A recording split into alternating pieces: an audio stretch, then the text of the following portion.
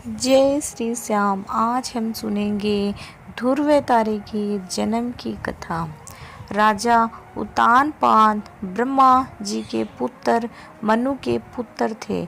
उनका विवाह एक बहुत ही सुंदर कन्या से हुआ था जिसका नाम सुनीति था। राजा अपनी पत्नी से बहुत प्रेम करते थे लेकिन उन्हें कोई संतान नहीं थी, इसलिए रानी ने राजा को दूसरा विवाह करने के लिए कहा। राजा अपनी पत्नी से बहुत प्रेम करते थे इसलिए उन्होंने मना कर दिया और कहा कि दूसरी पत्नी के आने से तुम्हारा स्थान कम हो जाएगा। जिस पर सुनीति ने कहा, मुझे आप पर विश्वास है, ऐसा नहीं होगा। राजा को सुनीति की हट माननी पड़ी और उन्होंने दूसरा विवाह कर लिया। उनकी दूसरी पत्नी का नाम सुरुचि था। विवाह के बाद जब सुरुचि महल आई तब उसे राजा की पहली पत्नी के बारे में पता चला। ये जानने के बाद सुरुचि ने उत्तानपाद से कहा, जब तक आपकी पहली पत्नी वन प्रस्थान नहीं करेगी वो महल में प्रवेश नहीं करेगी। ये सुनकर सुनीति खुद ही राज्य महल त्याग कर वन में रहने चली गई। कुछ समय बाद राजा शिकार के लिए वन में जाते हैं और घायल हो जाते हैं। ये बात जब सुनीति को पता चलती है तो वो राजा को अपनी कुटिया में लाकर उनका उपचार करती है। राजा कई दिनों तक अपनी पहली पत्नी के साथ रहते हैं।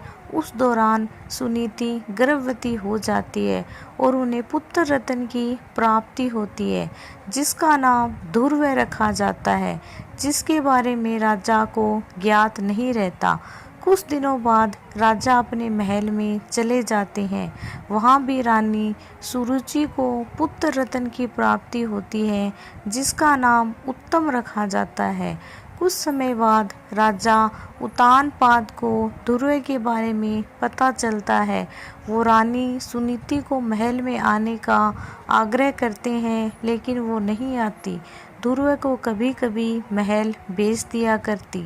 ये सब देख रानी सुरुचि को ध्रुव से घृणा होने लगती है।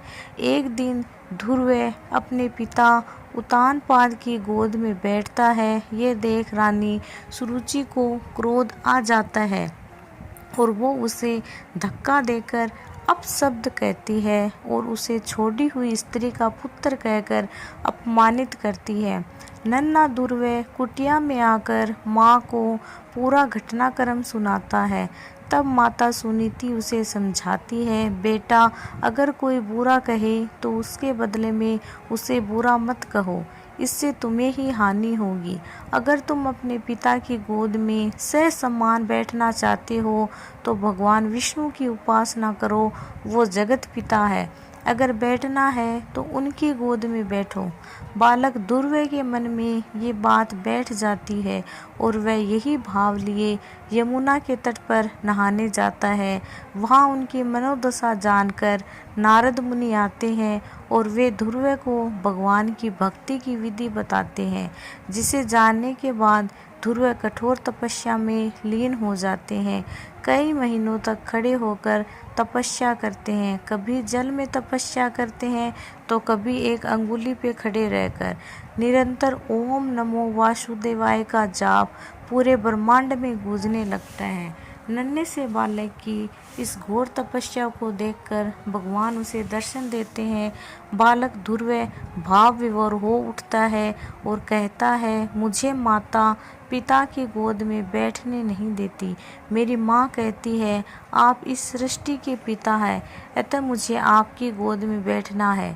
भगवान उसकी इच्छा पूरी करते हैं और उसे तारा बनने का आशीर्वाद देते हैं, जो कि सप्त ऋषियों से भी ज़्यादा श्रेष्ठ होगा। उस दिन से आज तक आसमान में उत्तर दिशा की ओर ध्रुव तारा चमकता है। बोलो भगवान विष्णु की जय।